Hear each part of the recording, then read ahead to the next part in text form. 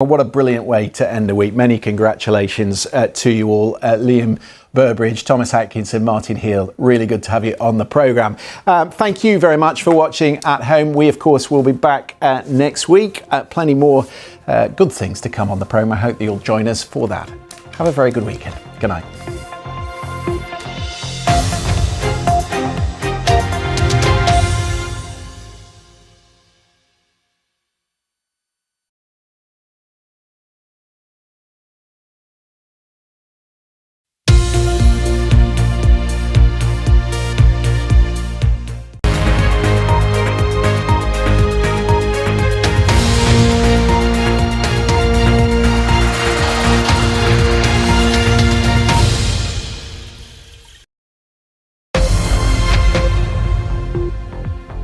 I'm Sumi Somaskanda in Washington, and this is BBC World News America. Cluster munitions are deadly, controversial, and they're now part of America's commitment to Ukraine. We'll take a look at why. A gunman in the U.S. gets 90 consecutive life sentences for killing 23 people at a Walmart in Texas. It was one of the deadliest shootings in the nation's history. Plus, bats are winged mammals of mystery and sometimes disease. We visit a facility in Ghana that's looking at the connection between bats and infections.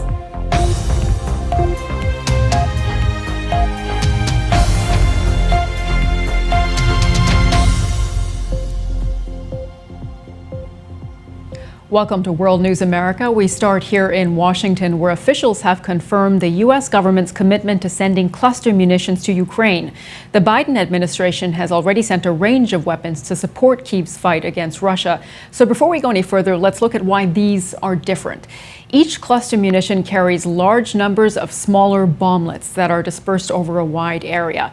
The concern is that any bomblets that fail to explode would pose a danger to civilians long after a conflict has ended, and for that reason, they are banned in 120 countries. Human Rights Watch says both Russian and Ukrainian forces have used cluster munitions already, killing civilians as well as military personnel. And I'm joined by the BBC's North America correspondent Nomia Iqbal for the latest on this story. Nomia, tell us more about how the White House is justifying sending these cluster munitions to Ukraine. Nomia Iqbal, thanks so much for your reporting. Now, just a little while earlier, I spoke with Democratic Congressman Raja Krishnamurthy. He sits on the House Intelligence Committee, and I asked him whether the White House's decision to send cluster munitions to Ukraine was the right one. Now, as we've been discussing, Ukraine has been pressing the West for more weapons with its counteroffensive against Russia now in its second month. Fighting has been ongoing in the eastern Donetsk and southeastern Zaporizhia regions.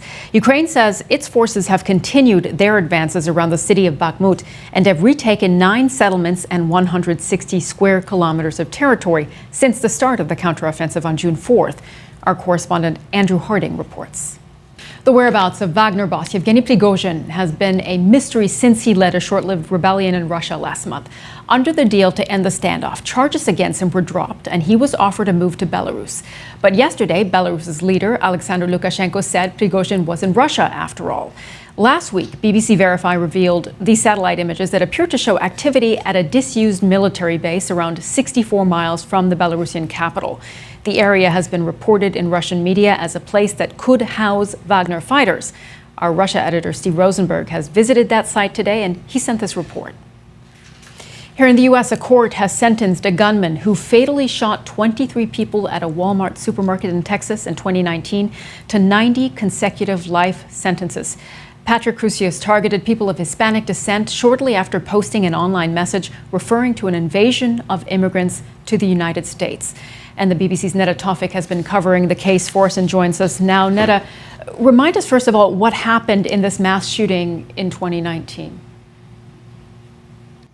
The BBC's Netta Tawfik reporting for us there. Netta, thank you so much for bringing us up to date. Now, bats are known to be super incubators for thousands of viruses. Since the COVID-19 pandemic, there's been growing interest in these flying mammals and the role they can play in so-called zoonotic spillover events. That's when diseases jump from animals to humans. Our global health correspondent, Naomi Grimley, has been given special access to a scientific research project in Ghana monitoring bats. And a warning, her report contains images of dead animals and other distressing footage. Let's bring you up to date on some other headlines now.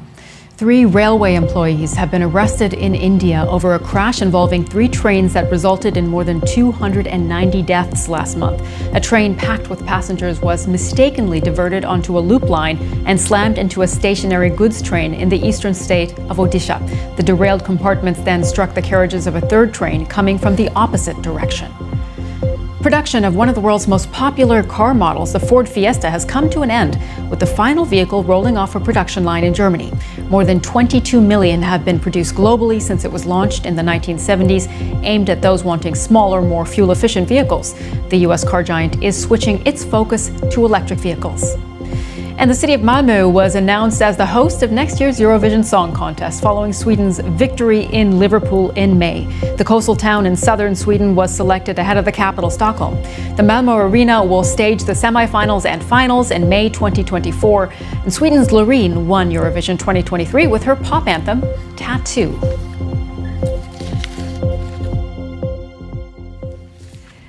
Day 5 of Wimbledon brought the heat both on and off the courts, as BBC Sports' Chetan Pathak reports. And before we let you go, not many couples get to celebrate 77 years together, but former President Jimmy Carter and his wife Rosalind Carter got to do just that in their hometown of Plains, Georgia. The couple was married in Plains in July 1946, and after nearly 8 decades together, they've become the longest married presidential couple in history. The former president, who is 98, has been in a hospice since February. Miss Carter is 95 and suffers from dementia. The couple credit their long marriage to open communication and their shared Christian faith. The ex-president once said that his secret to a long marriage is, quote, to marry the right person. All right, remember, you can find more on all the day's news at our website. Plus, to see what we're working on at any time, make sure to check us out on Twitter. I'm Sumi. Thank you for watching World News America.